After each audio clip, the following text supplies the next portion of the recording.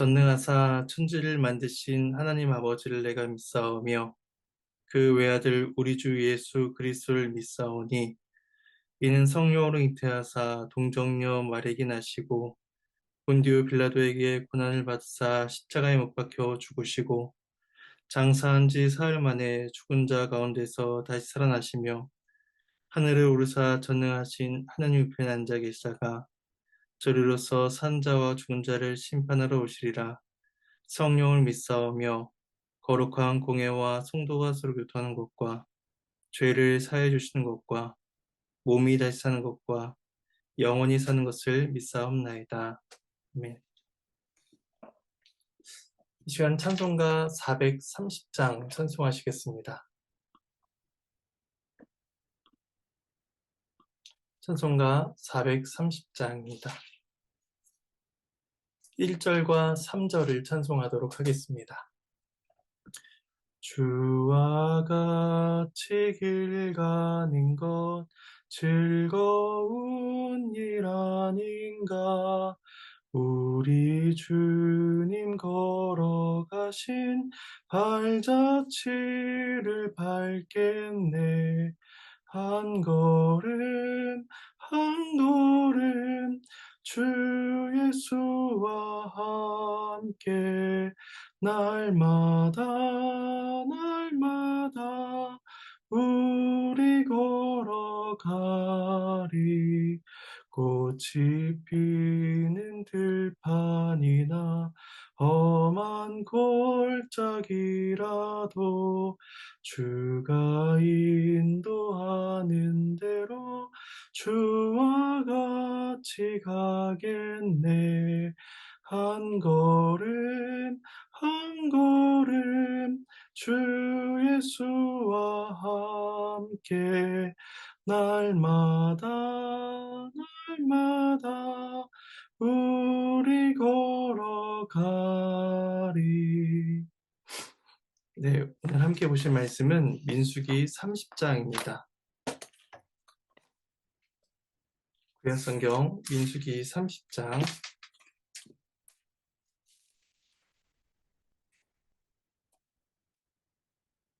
1절에서 16절까지 말씀입니다.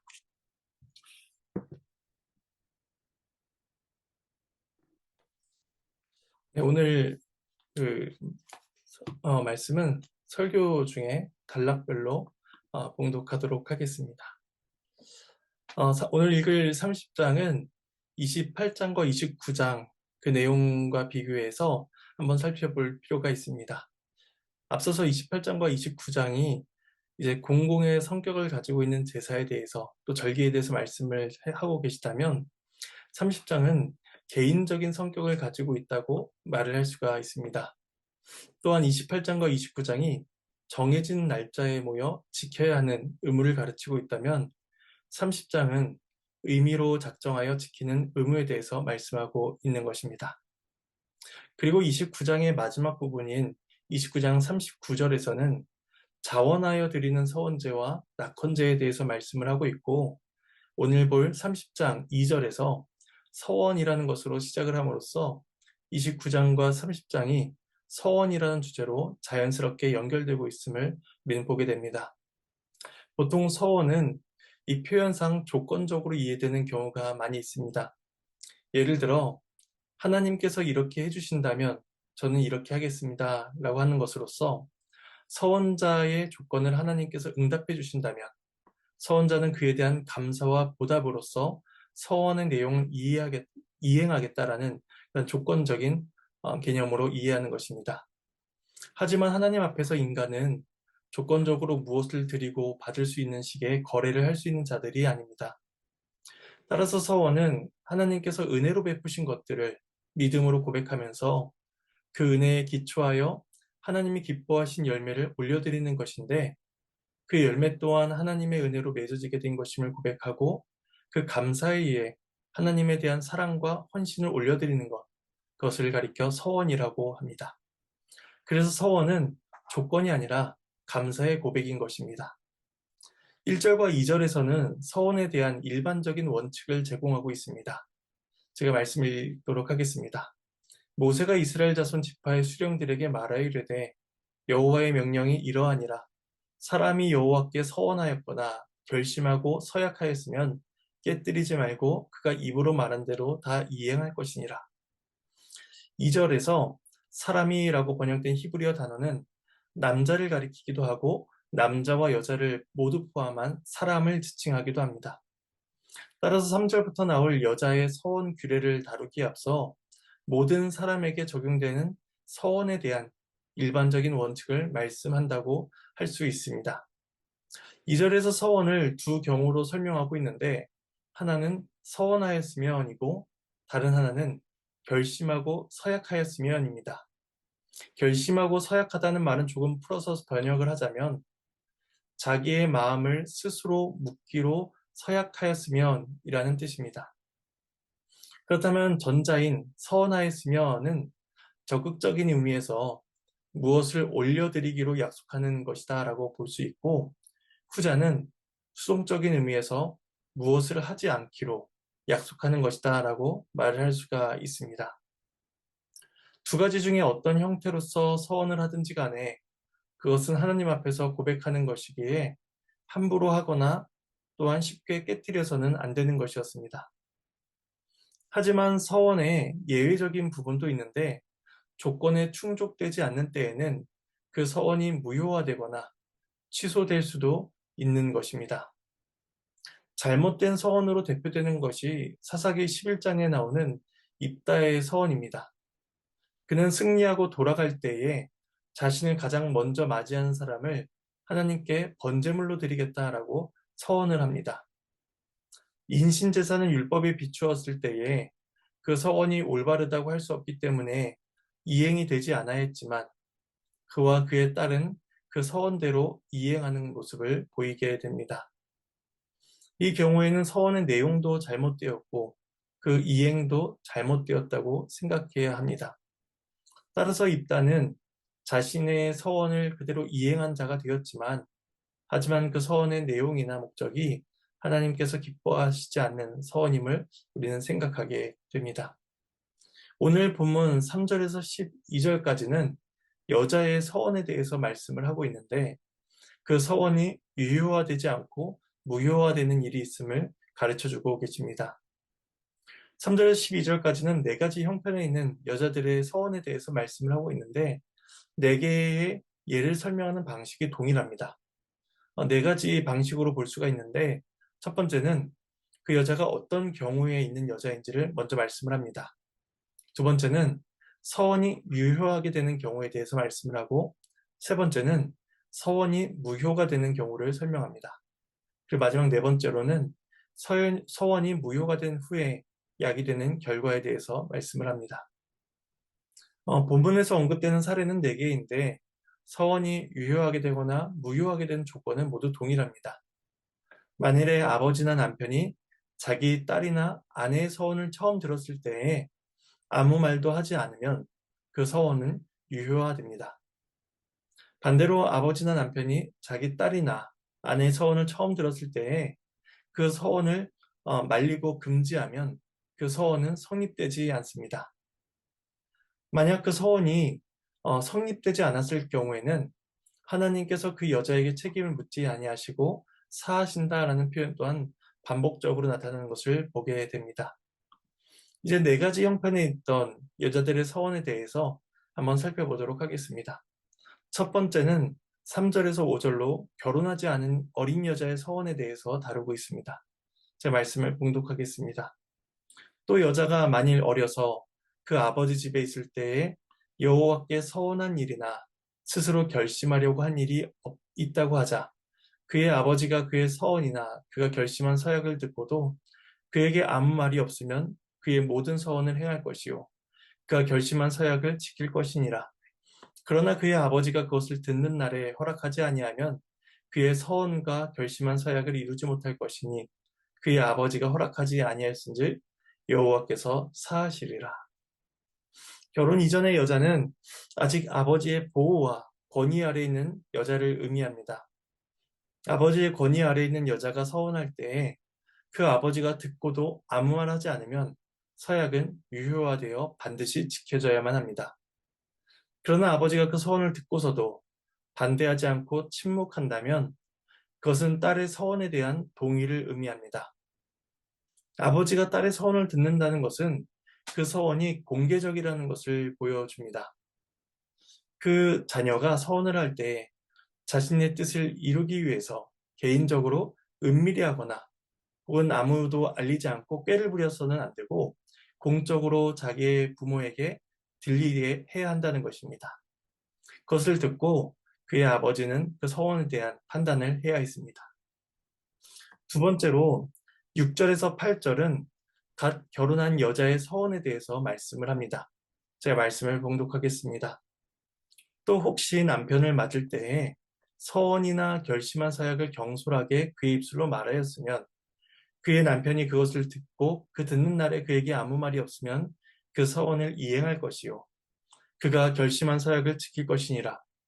그러나 그의 남편이 그것을 듣는 날에 허락하지 아니하면 그 서원과 결심하려고 경솔하게 입술로 말한 서약은 무효가 될 것이니 여호와께서 그 여자를 사하시리라. 6절에 또 혹시 남편을 맞을 때라고 말씀을 시작하고 있습니다. 이런 표현을 때문에 결혼하는 그때의 그 여자가 서원을 했다라고 생각을 할 수가 있습니다.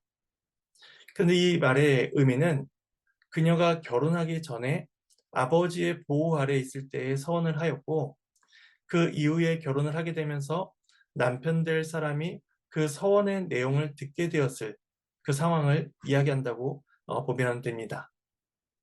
그러니까 과거에 서원한 것을 아직 지키지 못한 그 여자가 결혼을 하게 되는 상황에 처하게 된 것입니다. 그때 이 결혼하게 된 남편이 아내 될 사람이 과거에 했던 그 서원을 듣고 아무런 문제를 삼지 않는다면 그 서원은 그대로 이루어져야 되는 것이고 만일 남편이 아내의 서원을 듣고 이제 허락을 하지 않는다면 그 서원은 무효가 되어서 하나님께서도 그녀의 서원을 사하신다라고 말씀을 합니다.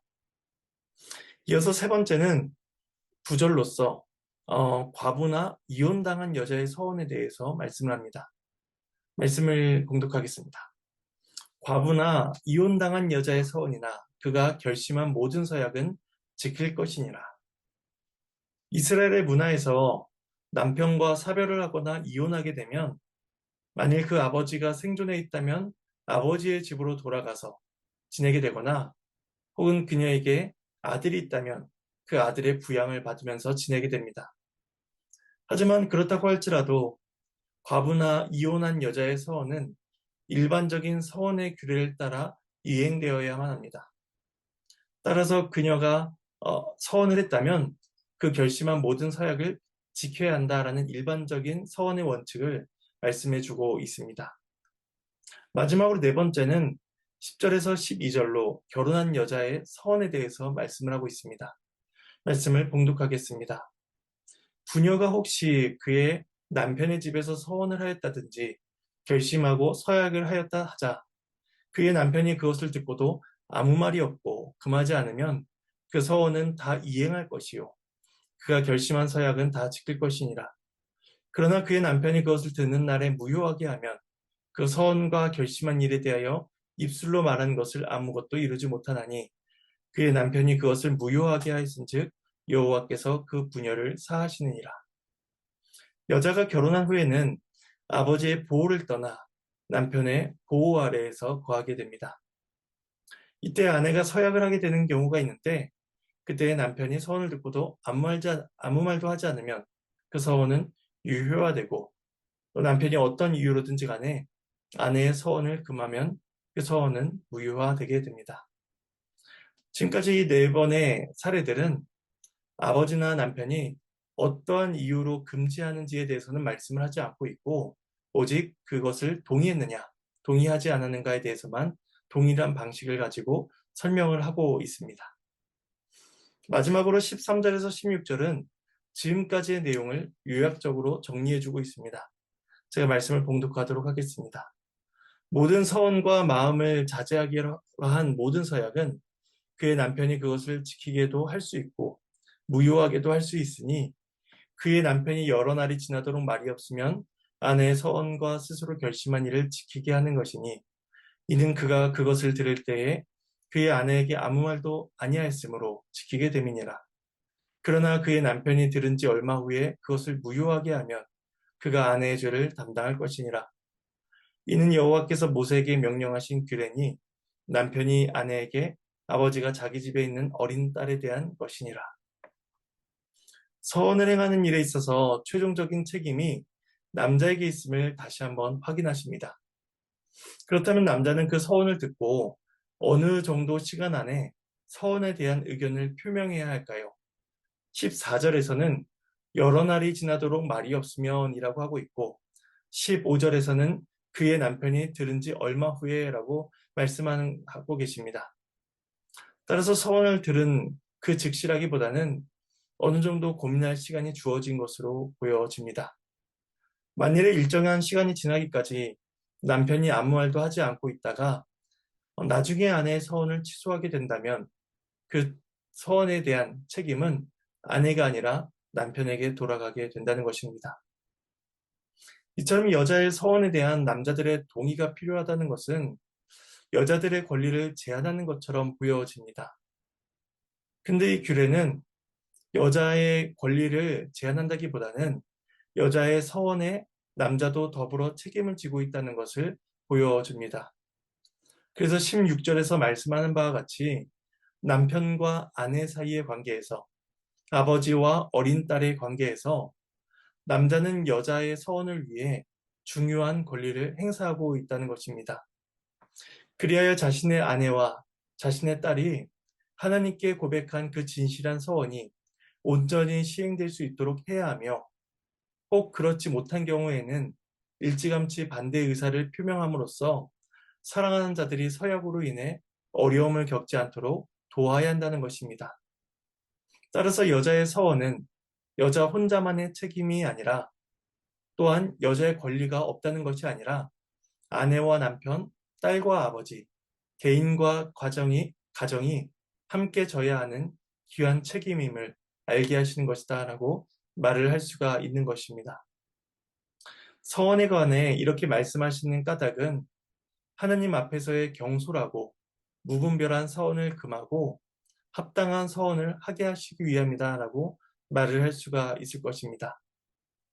따라서 우리에게 적용해 본다면 우리가 하나님 앞에 올려드리는 그러한 서원이 조건이 아니라 하나님께서 베푸신 은혜에 대한 감사의 고백임을 우리가 기억한다면 우리는 하나님께서 베풀어 주신 감사의 제목들을 하나씩 잘 살펴보고 또한 그 감사에 대한 합당한 감사와 고백의 영광을 하나님께 올려드려야만 할 것입니다. 그리하여 우리의 입술과 우리의 행실로서 하나님께서 우리에게 베풀어 주신 그 감사에 대한 합당한 태도를 올려드려야만 할 것입니다. 오늘 우리의 삶이 하나님께 감사로서 또 영광으로서 돌려지기를 소망합니다. 제가 기도하고 말씀을 마치도록 하겠습니다. 하나님의 은혜에 감사를 드립니다. 오늘은 서원을 통하여서 그 서원의 이행이 어떻게 이루어져야 되는지를 살펴보았습니다. 특별히 여자와 또 딸이 서원을 할 때에 남편이 그 서원을 함께 살펴봄으로써 그 서원이 한 남자와 한 여자가 또한 한 개인과 한 가정이 함께 책임지고 행해야 되는 것임을 살펴보게 됩니다. 결국에 한 공동체가 하나님 앞에 올려드려야 될 감사의 고백이 무엇인지를 우리가 살펴보고 돌아보게 됩니다. 우리의 삶을 돌아볼 때 하나님께서 우리에게 베풀어 주신 많은 감사의 고백들이 있습니다.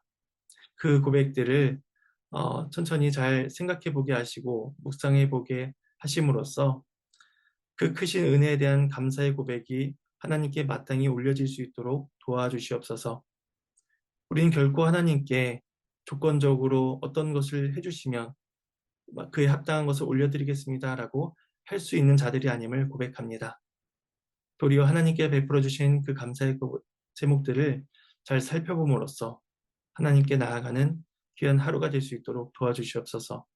감사드리며 이 모든 말씀 예수님의 이름으로 기도드립니다. 이 시간 주님께서 가르치신 기도로 마치도록 하겠습니다. 하늘에 계신 우리 아버지여, 이름이 거룩히 여김을 받으시오며, 나라가 임하시오며, 뜻이 하늘에서 이루어진 것 같이 땅에서도 이루어지리이다. 오늘 우리에게 일용할 양식을 주시옵고, 우리가 우리에게 죄진 자를 사하여 준 것 같이 우리의 죄를 사하여 주시옵고, 우리를 시험에 들게 하지 마시옵고, 다만 악에서 구하시옵소서. 나라와 권세와 영광이 아버지께 영원히 쌓옵나이다. 아멘.